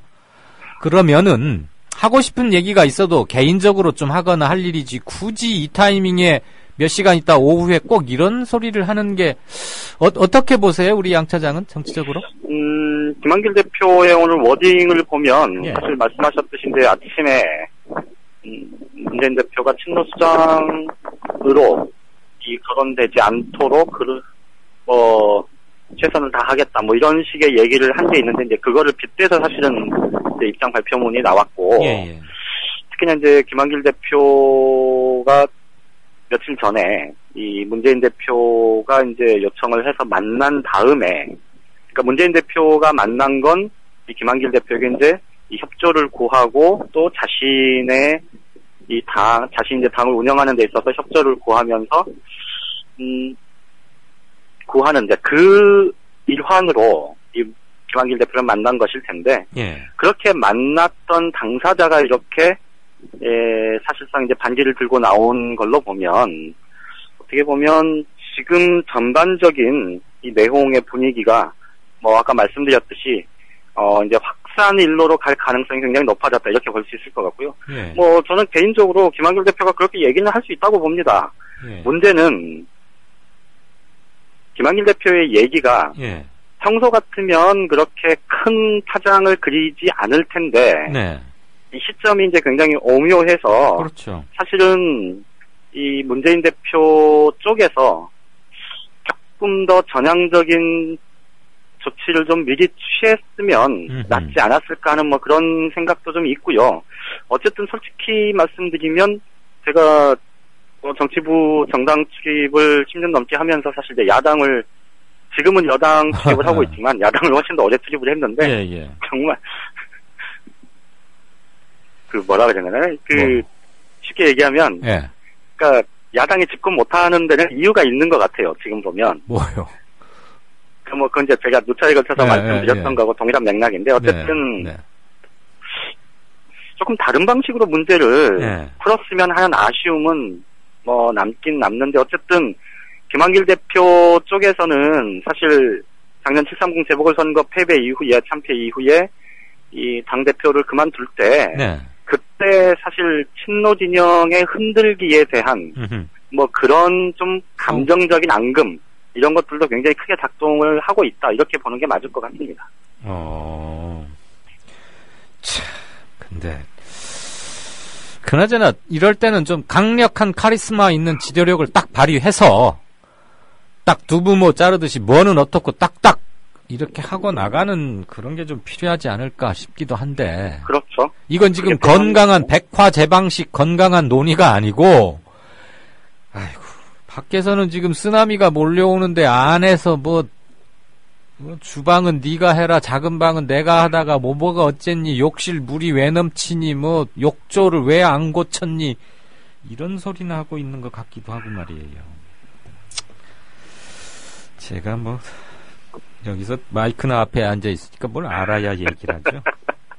김한길 그분은 그 부인이 저 유명한 탤런트 그분 맞죠? 네.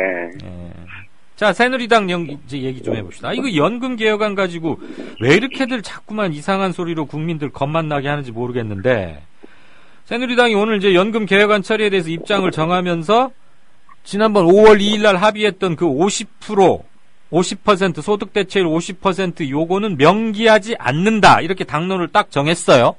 그러면 그거 한자도 못 고친다. 합의 왜 했느냐. 이렇게 계속 말하고 있는 야당하고 이거 실질적으로 협상이 되겠습니까? 사실 그래서 이제 오늘 유승민 원내대표가 아침 최고위원회의 끝나고 나서 기자들하고 만나서 야당과의 협상이 쉽지 않을 것 같다. 그리고 이 공무원연금법 개혁안 개정안의 처리 이번 5월 임시국회에 하는 거냐 라고 기자들이 질문을 했는데 거기에 대해서 5월 국회 내 처리 시한을 이 목표 시한을 못 박는 게 별 의미가 없다. 이렇게 얘기를 했는데요.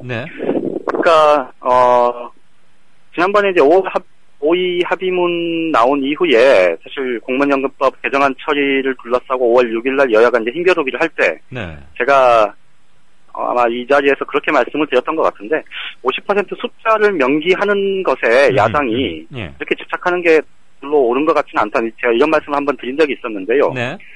그런데 이제 그때를 천천히 되새겨보면 그날 오전에 우윤근 원내대표는 이 숫자를 명기하는 건 그렇게 큰 의미가 없다고 분명히 얘기를 했는데 이제 문재인 대표가 50% 명기야말로 이게 핵심 중에 핵심이다. 이제 이렇게 치고 나오면서 이제 상황이 딱 굳어진 건데. 저는 사실 이게 지금 청와대에서 어제도 지금 국민연금 소득 대체율 50%로 높이려면 뭐 1702조의 세금 폭탄을 맡겨야 된다 뭐 이런 얘기를 하는 건 아마 많은 국민들이 조금만 새겨서 들으면 관심을 갖고 보시면 이게 얼마나 어처구니 없는 이 뻥카인지는 아마 다들 아실 텐데, 그런데 이제 이게 청와대가 뭘 한마디 한다는 거는 그 자체가 갖는 정책인 무게가 굉장한 거거든요. 그렇죠. 그래서 이제 아마 여론의 향배, 흐름이 야당한테 결코 유리하지 않을 겁니다. 야당한테요? 그렇죠. 야당한테 결코 유리하지 않을 거고. 청와대가 지금 우리 양 기자가 그 포카 칠 때 쓰는 말 같은데 뻥카까지 쳤는데도 야당한테 유리하지 않다고요? 왜냐면 그게 갖고 있는 정적인 상징성이 사실은 그러니까 청와대가 이러이러한 전제를 빼고 혹은 이러이러한 그 전제 빼고 뭐 자기들 계산법을 이렇게 계산한 거라는 설명이 필요한데 그 설명을 쏙 빼고 지금 한 거 아닙니까? 그래서 사실 일반 국민들이 받아들이시기에는 그러니까 이 구체적인 수치와 세금 폭탄이라는 정치적인 언명이 훨씬 더 크게 작동을 할 가능성이 높습니다. 그것만 잔상에 남으니까 그렇죠. 아이고 이거 큰일 날 건데 왜 야당은 자꾸 50%를 주장한대라고 민심이 돌아갈 것 같다 이 말씀이시지요? 그렇죠. 더더군다나 국민연금과 관련해서는 이 뭐 예전에 이제 괴담도 많았고, 그러니까 국민연금 자체에 대한 국민적 불신이 굉장히 높은 상황이어서 야당이 결코 유리하지 않은 그런 상황이고, 지금 5위 합의문대로, 그러니까 여당은 이 여야 당대표, 여야 원내대표들이 합의했던 이 5위 합의문대로 하자라는 얘기를 하고 있거든요. 그런데 5위 합의문 말씀드렸듯이 이 법적기구가 아닌 임의기구인 공무원연금개혁특위 실무기구에서는 그 50%가 명기가 돼 있지만 여야 원내대표들이 공식적으로 합의를 한, 사인을 한 그 문서, 그 합의문에는 50%가 명기돼 있지 않잖아요. 그러니까 여당이 그렇게 주장하는 게 논리적으로 보면 그렇게 틀린 얘기가 아니거든요. 그러니까 그때 여야 대표, 원내대표 합의 때 50%를 명기하는 거를 고집을 피워서 받아내든지 아니었으면 그 정치적 합의로 인정하면서 사실은 진짜로 공적연금 개혁기구가 공적연금 이 기구를 구성해서 논의를 하는 과정에서 출범시켜놓고 거기에서 관철하도록 거기서 관철하는 게 맞았죠. 그런데 이제 더 큰 문제는 제가 얼핏 지적은 해드렸던 것 같긴 한데요. 이게 사실은 저는 개인적으로 야당이 또 공무원 노조 단체가 공무원 단체들이 이 공적연금 강화의 핵심을 마치 국민연금의 소득 대체율을 높이는 것에 있는 것처럼 그렇게 하는 것도 사실은 저는 번지수를 잘못 짚었다 혹은 좀 비겁하다 그런 생각이 들어요. 왜요? 그러니까 저번에도 말씀드렸듯이 이 기초연금을 건드렸어야 되는 거거든요. 그러니까 대통령 선거 공약. 그렇죠. 그러니까 2007년에 국민연금 소득 대체율을 40% 낮춘 게 참여정부 때 말기. 그렇죠. 여야가 그때 정치적인 합의를 한 결정적인 직접적인 이유는 그때 기초노령연금을 급하게 도입을 했고 그리고 이게 단기적으로 중장기적으로 기초연금으로 이제 바뀌어 갈 텐데 그렇게 되면 기초연금을 한 10% 정도 깔고 여보세요? 소득 대체율 수준이 된다. 그렇죠. 그러니까 그렇게 원래 사실상의 정치적인 합의가 있었기 때문에 국민연금 소득 대체율을 40%까지 낮추기로 한 거거든요. 그러니까 정책의 연장선상에서 보자면 그게 맞다 이거죠. 그렇죠. 그리고 국민연금은 뭐 청취자분들도 다들 아시겠습니다만 이거는 내일 여력이 있는 사람들이 냈다가 나중에 돌려받는 것 아닙니까? 그러니까 노후소득 보장 차원의 공적연금 강화라는 그 핵심에서 보면 사실은 노후 빈곤율, 노인 인구의 빈곤율이 40%가 넘어가는 우리 현실에 비춰보면 지금도 국민연금에 가입 못한 사각지대가 굉장히 많잖아요. 그러니까 국민연금의 소득 대체율을 높이고 그를 통해서 노후소득을 보장하는 게 공적연금 강화의 핵심이다. 이렇게 얘기를 하는 건 절반 만든 얘기인 거죠. 그러니까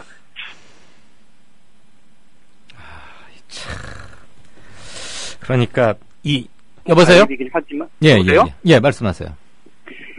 국민연금이 의무 가입 조항이긴 하지만 네. 여기에 실제 가입해서 연금을 받을 수 있는 전체 인구 비중이 절반이 채 안 됩니다. 아직 2천만 정도가 채 안 되죠. 예. 그렇죠. 예. 그러니까 핵심은 어디에 있냐면 예. 기초연금을 통해서 실질적으로 이 노후소득이 그러니까 소득이 없는 사람들도 네. 모든 사람들이 기본적으로 일정한 연령이 되면 네. 65세 이상이 되면 이 최소한의 생계를 유지할 수 있는 정도까지 가는 수준의 예. 이 기초연금이 깔리는 게 이 공적연금 노후소득 보장의 핵심이라는 거죠. 이거를 건드리지 않으면 예. 사실 국민연금 소득 대체율을 높이는 방식이라고 하면 말씀드렸듯이 국민연금은 여력이 있는 사람이 내는 거니까 예. 그 실제 자기 모순에 빠질 수밖에 없어요. 아하. 앞서 그리고 핵심적으로 논리적으로 국민연금 소득 대체율을 40%까지 낮추기로 했었던 2007년의 여야 합의에도 부합하지 않는 거죠. 네. 그런데 이제 이 얘기를 왜 못하냐면 예. 아시다시피 이 국민연금은 냈다가 나중에 돌려받는 건데 예. 기초연금은 그냥 지급받는 거고 매년 재정을 통해서 곧바로 걷었다가 그 다음 해 지급하는 것 아닙니까? 그렇죠. 네. 그러니까 이게 지금 박근혜 정부가 2013년에 기초연금 전체 20만 원씩 주겠다고 해서 70%까지만 주겠다고 한 게 우리 재정이 없어. 예. 국가에 돈이 없어. 뭐 이런 거 아니었습니까? 네, 그러니까 그렇죠. 이거를 기초연금을 100%로 확대를 하거나 또 수령액을 조금씩 높이거나 하려면 예. 증세 논쟁으로 곧바로 들어갈 가능성이 굉장히 높습니다. 가능성이 높은 게 아니라 증세 논쟁 그 자체죠. 그러면 네. 그런데 야당에서는 내년이 총선이잖아요. 예. 그러니까 이걸 계속 공약을 해야지. 공약을 지켜라. 기초연금 확대를 얘기를 하면 그리고 증세 얘기를 하는 게 돼서 세금 내라는 얘기를 먼저 하게 되니까 내년 총선 앞두고 굉장히 부담스러운 겁니다. 그래요. 표 깎아먹을까봐. 그렇죠. 네. 그러니까 정작 핵심에 있는 이 기초연금 부분은 건드리지 않고 엄한 국민연금 지금 소득 대출이 40%밖에 안 되니 이걸 끌어올려서 노후소득 보장하자라는 다소 좀 황당한 주장을 펴는 거고 여당도 공적연금 강화라는 핵심은 유지해야 할 필요성이 있고 그 명분이 굉장히 높은 얘기니까요. 예. 그런데 기초연금 부분을 건드리면 사실 박근혜 정부의 대선 공약 파기 논란까지 번질 수 있고 또 증세 논쟁으로 번질 수 있고 그러니 야당이 공적연금 강화라는 명분을 제시하면서 국민연금 얘기하니까 덥석 받은 거죠. 예. 그러니까 여야 다 굉장히 비겁하게 지금 논쟁을 하고 있다. 이렇게 보는 게 맞을 것 같아요. 그러면 야당이 논점을 간략화 시켜가지고 딱 하나만 국민들 머릿속에 박게 하는데 실패한 거네요, 결국은. 그렇죠. 예, 왜냐하면 지금 어차피 공격하는 쪽이고 저쪽에서는 수많은 방패를 들여다가 온갖 데이터를 아전 인수격으로 해석해서 뭐 2060년, 2100년 막 이렇게 해가지고 1700조 이런 얘기를 하는데 여당에서는 복잡하게 거기에 빨려 들어갈 필요가 없이 기초연금 20만 원은 그럼 왜 다 못 주는데? 그럼 세금은 어떻게 할 건데? 이거 간단히 묻고 50%는 왜 합의를 했는데 그럼 어떻게 하겠다는 것인가? 이렇게 되물음으로써 여권으로 하여금 대답하게 해야 되는데 뒤바뀌어 버리니까 사람들은 이제 질리고 기울어진 언론 환경에서는 헤드라인으로 굵게 뭐 세금 폭탄이니 1700조니 뭐 세대 간 싸움이니 막 이러니까 아 이거 문제 있는 거 보구나 라고 덮어버리게 되는 걸로 가네요. 저는 개인적으로 그렇게 생각을 하고 있습니다. 이게 조금 복잡하지만 귀를 쫑긋하고 들어봤더니 전략 및 전술에 있어서의 실패 또는 뭐 좀 그런 것 같습니다. 그나저나 여전히 월요일부터 복잡하고 또 안타까운 얘기만 하네요. 그러네요. 예, 여의도에 바람이 많이 부는 모양인데 긴 시간 잘 들었습니다. 예, 고맙습니다. 네, 지금까지 정가산책 한국일보 양정대 차장이었습니다. 미디어 협동조합원 여러분, 조합비 납입하고 계신가요? 조합원의 기본 의무는 1인당 월 1회 11,000원 이상의 조합비를 납입하는 것입니다. 조합비로 국민TV의 모든 콘텐츠를 만들고 그렇게 해서 세상을 바꾸는 힘을 하나하나 축적해갑니다. 미디어 협동조합 홈페이지 국민.tv 또는 서울 전화 3144-7737로 신청하실 수 있습니다. 네, 5시 36분 됐습니다. 조금 늦었지만 청취자 게시판 좀 보고 진짜 인터뷰 바로 들어가겠습니다. 오늘 진짜 인터뷰는 주성룡, 정청래 이 두 의원을 오전부터 계속 연쇄 접촉을 시도했는데 양쪽 다 통화가 원활치 않았고요. 그래서 할 수 없이 진성준 의원을 지금 새정년의 전략기획본부장 뭐 이런 거 맡고 있죠. 진성준 의원 연결해서 최근의 친문, 비문, 반문 사태 당이 이래서 되겠는가 이런 문제 좀 다뤄보겠습니다. 샵 인터뷰 해서 하실 말씀 주시면 좋겠습니다. 예고가 너무 늦었죠? 미안합니다. 지금 이 시간에 봤더니 너무 밀려가지고 어디부터 뭔 말씀을 드려야 될지 모르겠는데 제가 짬짬이 봐온 것을 그냥 갈래별로 정리만 좀 하겠습니다. 야당의 그 오합지졸에 가까운 사과, 재사과 또는 누가 누구에게 그럴 자격이 있느냐 그러면서 다시 한번 새정년이 과연 일사불란한 대우를 형성할 수 있을 것인지에 대한 여러분들의 오랜 그리고 답답한 증폭된 규탄성 의견 질문들이 많으셨군요. 애청자 기영님은 방금 문제 제기를 잘못한 것이라 생각한다. 스피커가 큰 정부에서 거짓말로 이런저런 문제를 제기하면 야권이 어떻게 감당하죠? 네, 이런 말씀 주셨고요. 양 기자 리포트에 대해서 견해를 달리하시는 분도 얘기 주셨습니다. 이 연금 부분이 하도 복잡해서요. 이건 사실 정말 앞으로도 이건 또 나올 겁니다. 내년 총선 때도 그렇고 저는 2017년 대선 때도 이 문제, 교육 문제, 연금 문제 이거는 계속 주요한 이슈로 작동하리라고 보는데 지금 우리가 몇 분 사이에 다시 이걸 정리하기는 좀 쉽지 않습니다. 다름과 닮음님, 새정년은 내년 총선에서 젊고 개혁적인 인문들로 혁명적 차원에서 물갈이를 해야 한다. 호남 현역 의원들 대부분 교체해야 한다. 이런 얘기 하셨고요. 문재인 대표 사람이 너무 좋기만 한 거 아니냐. 노무현처럼 좀 강하게 밀어붙이라. 과거 이회창이가 김윤환을 퇴출시켰듯이 조경태, 김한길, 박주선, 주승룡, 황주홍 등등등은 내년에 공천 주지 마시라라고 보리수님은 실명을 콕 찍어서 말씀하셨습니다. 그분의 견해입니다. 많은 분들이 동의하시고 있는 것 같고요. 다음부터는 분명히 약속드리겠습니다. 청취자 게시판을 두 번에 나누어서 봄으로써 이렇게 밀려서 우리가 소통을 못하게 되는 일은 없도록 하겠습니다. 오늘 쭉 외부 고정 출연자들 쭉쭉쭉 연결되다 보니까 저도 이렇게 됐네요.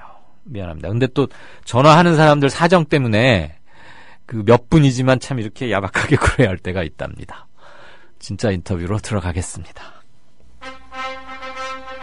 미디어 협동조합이 벌이는 싸움은 단번에 끝나는 단거리 달리기가 아니라 마라톤입니다. 반만 년 동안 기승을 부려온 기득권 논리, 또 기회주의가 어찌 일거에 숙청되겠습니까?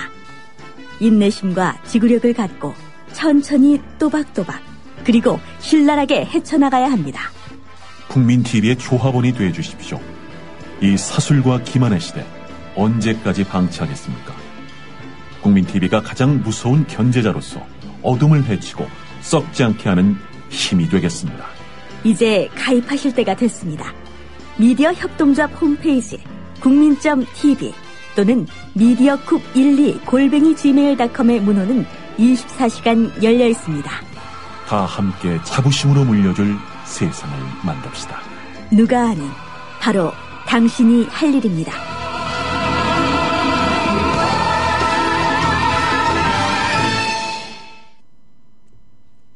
네, 진짜 인터뷰입니다. 진성준 의원님 연결돼 있습니까? 네, 안녕하십니까. 진성준입니다. 안녕하세요. 네. 요즘 별로 안녕치 못하시죠? 예, 솔직히 그렇습니다.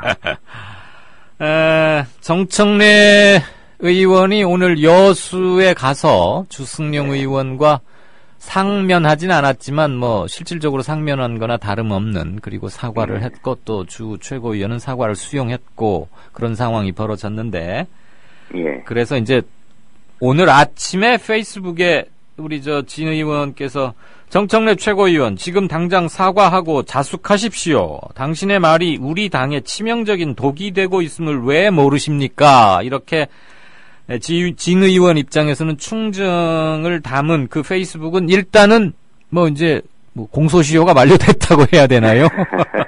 그렇게 됐는데 예. 정청래 의원이 우리 진 의원의 페이스북 그 멘션을 참고했는지 어쩐지는 모르겠지만 네. 오늘 아침에 그런 얘기를 했던 이유는 짧게 한번 좀 그래도 듣고 넘어가죠. 예, 정청래 최고위원께서 그런 발언을 하게 된 것은 어쨌든 당의 화합과 단결을 위한 충정에서 했던 말이라고 저는 생각합니다. 그 예. 충정에는 추호의 의심이 없습니다. 하지만 네. 당 최고 지도부의 일원으로서 아주 과도하게 말씀을 하셔가지고 예. 그것 때문에 당의 갈등과 분란이 더 심해졌지 않았습니까? 네. 하루빨리 이런 상황을 수습하고 당이 전열을 정비하자면 정청래 최고위원께서 먼저 나서서 네. 발언에 대해서 사과하는 것이 필요하다고 생각했기 때문에 먼저 그런 말씀을 올린 것이죠. 네, 그 자리에 그러니까 문제의 그 최고위원회의에 우리 진 의원은 그 자리에 있었던가요? 예, 배석하고 있었습니다. 배석하셨으면 당시 상황을 충분히 아셨겠네요. 네네. 예. 이거 가지고는 주승용 의원이 먼저 잘못했기 때문에 정청래 의원은 그 정도 말은 할 수 있는데 좀 표현이 과격했던 거 아니냐 이렇게 보는 사람도 있고 다들 네. 자기 이제 입장에 따라서 관점은 다 달라지는 것인데 네. 혹시 저는 이런 생각은 했어요. 이게 결과적으로 언론 특히 보수 진영 쪽의 언론들에는 좋은 먹잇감이 됐고 그래서 당이 또 한 번 상처를 입었으니까 네. 주 최고위원의 발언을 듣고 정청래 의원은 또 본래 불같은 성질에 직설적으로 쏘아붙이고 원래 그걸로 유명한 사람 아닙니까? 네네. 제가 정청래라면 긴급히 문재인 대표 등을 통해서 언론을 좀 물리자. 그래서 언론을 다 물려놓고 네. 내부에서 그냥 피가 터지든 박이 깨지든 육탄전이라도 벌려가지고 다음번에는 그런 소리가 안 나오도록 그 자리에서 끝장을 보고 차라리 이런 좀 운영의 묘가 좀 필요하지 않았을까. 네. 카메라 다 돌아가고 있고 기자들 다 있는데 얼마나 좋은 정보 보고거리고 기사거리입니까. 아무튼 결과적으로 너무 큰 외상과 내상을 함께 입었기 때문에 네. 그런 생각이 들고요. 하나만 더요. 네. 오후에 김한길 전 대표가 뭐라고 입장 발표한 거 아시죠? 예. 그거에 대해서는 어떻게 평가하고 어떤 견해십니까? 지난 보궐선거 패배 직후에 의원총회가 열렸습니다. 네. 그 자리에서 모든 의원들이 주승용 최고위원의 사퇴 의사를 철회할 것을 주문하면서 우리 모두의 책임이고 또 현실적으로 무슨 지도부가 물러나고 하는 것이 당에 전혀 도움이 되는 것이 아니기 때문에 당 대표와 지도부를 중심으로 단결해서 혁신하자 이런 결의를 한 바 있습니다. 이제 겨우 정청래 최고위원이 당신의 소신을 굽히고 주승용 최고위원을 찾아서 여수에 가서 사과까지 해서 이제 좀 수습을 할 수 있는 어떤 실마리가 잡혔다고나 할까 돌파구가 열렸는데 그렇죠. 발판을 만들었죠. 그렇습니다. 그런 상황에서 다시금 문재인 대표가 사퇴해야 된다 이런 주문을 하고 있는 것은 상황을 더욱 악화시키고 당을 분열과 갈등의 소용돌이로 밀어넣고 있는 것이다라고 생각해서 이건 당의 총의와도 어긋나는 그런 주장이다 저는 그렇게 생각합니다. 그리고 지금 새정년의 창업주주라고 해도 과언이 아니잖아요. 지난해 3월 만들 때 김한길, 안철수가 제휴해서 그들이 사인하고 합쳤고 초대 공동대표도 역임을 했고. 네, 그러셨죠. 그렇다고 보면은 타이밍상 꼭 오늘 오후에 그런 얘기를 했어야 하느냐에 대해서는 좀 이견이 있을 것 같아요. 이어서 타이밍도 타이밍이지만 내용 자체도 지금 그것이 당에 도움이 되는 말씀인지 저는 잘 모르겠습니다. 그 말은 김한길 대표를 지금 점잖게 꾸짖으시는 것으로 제가 해석하겠습니다. 제가 꾸짖을 만한 처지에 있나요? 그런 건 아니고요. 공약이 어렵다는 말씀을 드리는 거죠. 조금 대답하기 힘드실지 모르지만 직설적으로 하나 여쭙겠습니다. 네. 친문, 비문, 반문 이런 얘기를 많이 합니다. 네. 명확하게 당 내에 그런 세 개의 그룹이 있습니까? 글쎄 그것이 조직화되어 있는지는 모르겠습니다만은. 네, 정치적 성향으로는 묘하지만 분명한 차이를 보이는 그룹이 있는 건 사실로 보이는데 맞습니까? 뭐 그럴 수는 있다고 보여집니다. 네, 그러면 친문, 비문, 반문으로 나뉘게 된 역사적 연원 또는 그들이 통합되지 못하고 결국은 무슨 위기가 처할 때마다 이렇게 찌그락찌그락 분열이 격화될 수밖에 없는 근본적인 차이가 무엇이라고 보십니까? 글쎄 저는 근본적인 차이를 잘 모르겠습니다. 같은 당을 하는 사람으로서 네. 당의 지향과 정치적 가치에 동의하면 함께 하는 것 아니겠습니까? 네. 사소한 차이는 접어두고 네. 크게 뭉칠 수 있어야 합니다. 그것이 우리 당에 대한 국민의 요구이고 네. 특히 우리 당을 지지하는 핵심 지지층들의 요구입니다. 네. 그런데 도대체 언제까지 그런 개파주의적 사고로 당을 이렇게 분열과 갈등의 소용돌이 속에 또 그런 프레임 속에 가둬놓고 있을 것인지 정말 개탄스럽고 우려스럽습니다. 네.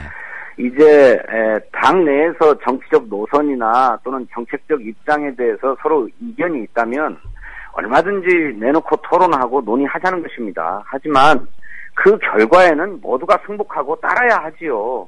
그것이 함께 당을 하는 사람들 입장 아니겠습니까? 지금은 문재인 당 대표가 네. 어쨌든 당 대표로 선출되어 있고 예. 그리고 최고위원들을 포함한 모든 지도부가 이 지도부를 중심으로 해서 일치 단결해서 당의 변화된 모습으로 네. 국민의 지지를 호소해야 될 시점인데 네. 서로 헐뜯고 서로 책임이 있다고 손가락질 한다면 그 당에 누가 지지를 보내며 신뢰를 보내겠습니까? 네, 너무 당연한 말씀을 해주셨는데요. 네. 그 말에 이견이나 토를 달 사람은 하나도 없을 것 같고 네. 그 정도 말씀은 뭐 대다수의 국민, 실은 뭐 보수든 진보든을 떠나서 누구나 할 수 있는 너무나 명명백백하게 교과서적이고 지당한 말씀입니다. 그런데도 불구하고 당이 분란에 처하거나 조금 위기에 처하면 여지없이 그런 게 나옵니다. 그러면 그런 사람들과는 갈라쓰는 게 옳습니까? 아니면 계속 이렇게 통증을 유발하면서 내부의 진통이 외부로 확산돼서 스피커를 타면서라도 같이 가는 게 옳습니까? 내부에서 수습을 하고 어떻게 해서든 단결과 단합을 실현하는 것이 선차적인 과제지요. 그것을 교과서적인 답변이다 이렇게 말씀하셨습니다만 예, 바로 예. 그런 교과서를 준수하지 못하니까 네네. 당이 국민의 지지와 신뢰를 얻지 못하고 이런 상황에 있는 거라고 저는 생각합니다. 알겠습니다. 그걸 그러면 얼마든지 할 수 있습니다. 그러면 그 교과서적인 방법은 어떻게 실현시켜야 할까요? 글쎄 무엇보다도 우리 당의 그런 개파주의적 사고와 문화를 척결하는 일대의 정풍운동 같은 것이 필요하다고 생각합니다. 정풍운동. 네. 문재인 대표에게 1차적으로 그런 의무가 있는 건 아닐까요? 물론입니다. 그러면 네, 취임한 지 이제 대표께서 90일이 석 결정하셔야죠. 달이 되어가는데, 죄송합니다. 제 질문을 조금 더 드리죠. 취임한 네네. 지 석 달이 되어갔는데 문재인 대표에게 조금 부족한 점은 이거다, 아쉬운 점은 이거다. 그 다음에 이른바 비주류들에게 하고 싶은 말 두 가지를 함께 좀 해주시겠습니까? 너무 어려운 말씀을 주시는데 문재인 대표께서 대표 취임 이후에 당을 새로운 정치 노선으로 이끌어오기 위해서 노력했습니다. 그것이 유능한 경제정당을 만들겠다라고 하는 것이고 또 네. 유능한 안보정당을 만들겠다고 하는 것이었어요. 이런 새로운 움직임에 대해서 그 누구도 반대하는 사람이 없었고 네. 오히려 당의 지지율이 올라가고 또 문재인 대표의 대선 후보로서의 지지율도 꾸준히 상승했습니다. 해왔죠, 그동안. 예. 그래서 이런 분위기를 그대로 이어가기 위한 당의 노력이 필요했는데 재보선의 결과가 좋지 않게 나오면서 네. 당이 다시금 자중질환의 국면으로 들어갔거든요. 예. 저는 이런 상황을 수습하기 위한 어떤 노력이든지 간에 네. 지금 문재인 대표를 중심으로 해서 노력하고 있는 것이다. 그렇게 노력했기 때문에 우리 정청래 최고위원께서도 용기를 내서 찾아가서 사과를 했던 것이고 예. 또 이제 주승용 최고위원을 당무에 복귀시키도록 노력하는 일이 필요하죠.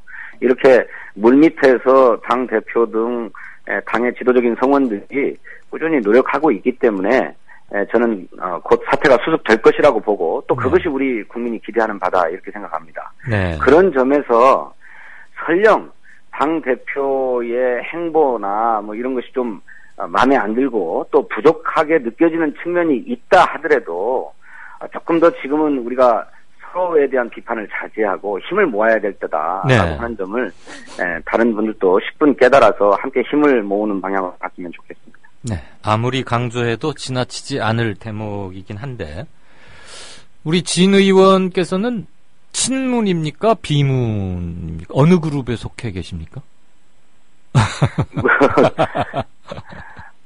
저는 예. 당원입니다. 알겠습니다. 그리고 국회의원이 되기 전까지도 당직자로 일을 했고요. 예. 저는 어느 특정 계파에 소속되어 있지 않고요. 제가 그 말씀을 앞으로도 그렇게 하려고 합니다. 예. 네. 제가 그 말씀을 드린 이유는요. 초등학생 같은 질문을 드린 이유는 제가 지금 그 이강윤의 오늘 바로 이 진짜 인터뷰 코너에서 정치평론가들에게 친노, 비노, 반노 이게 정말 존재하느냐 있다면 무슨 기준이라고 보느냐 이걸 연쇄적으로 묻고 있거든요. 네. 그리고 이제 현직 의원 정치인에게는 이제 처음 드리는 질문인데 네. 김경진 변호사라고 있습니다.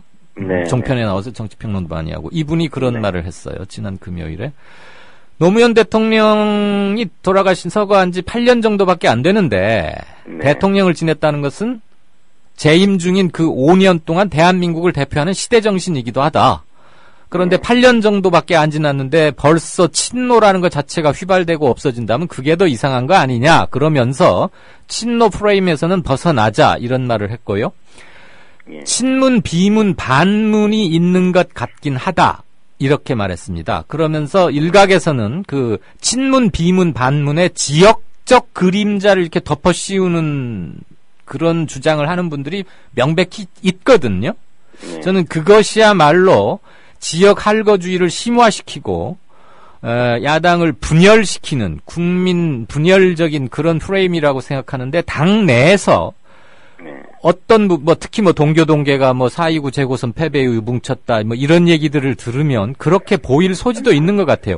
이것을 좀 건강하게 극복할 수 있는 방법은 없을까요? 네.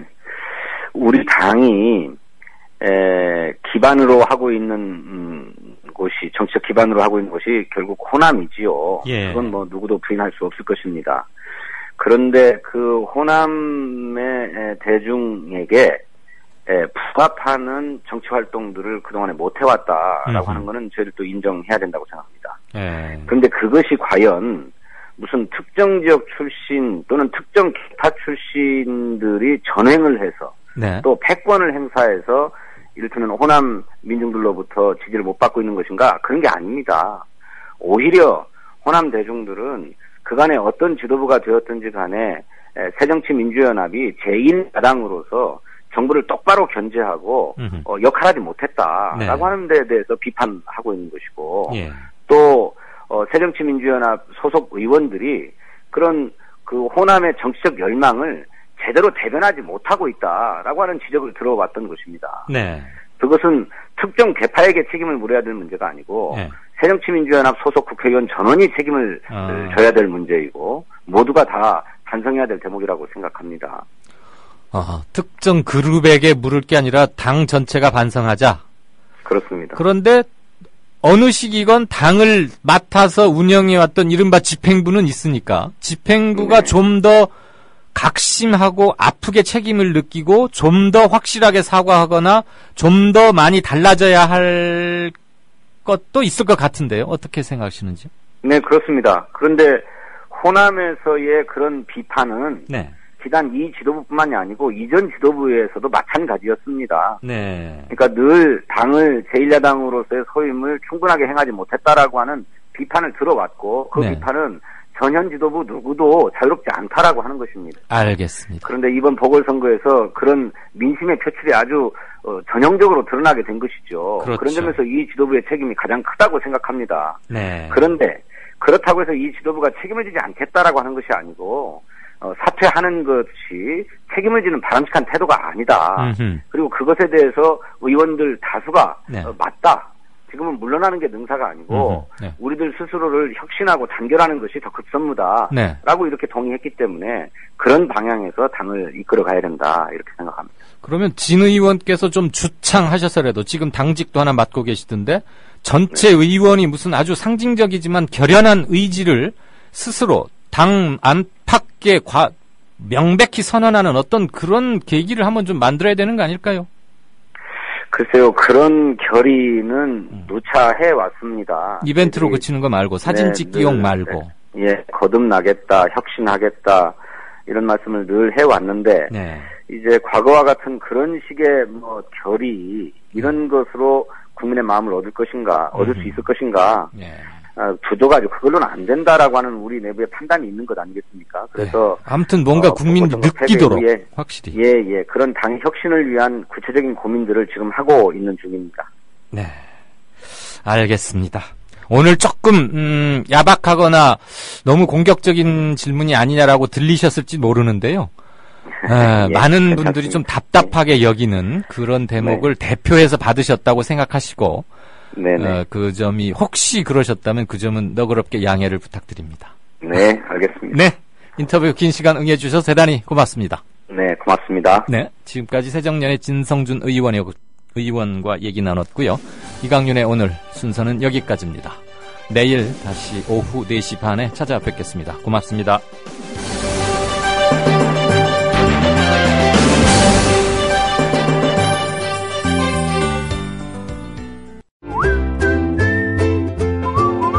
국민라디오 팟캐스트 응원하는 가장 쉬운 방법 아시나요? 다운로드하기, 별점 주기, 댓글 달기, 구독하기. 국민라디오 팟캐스트 널리 알리는 가장 쉬운 방법 다운로드하기, 별점 주기, 댓글 달기, 구독하기. 기억하세요. 다운로드하기, 별점 주기, 댓글 달기, 구독하기.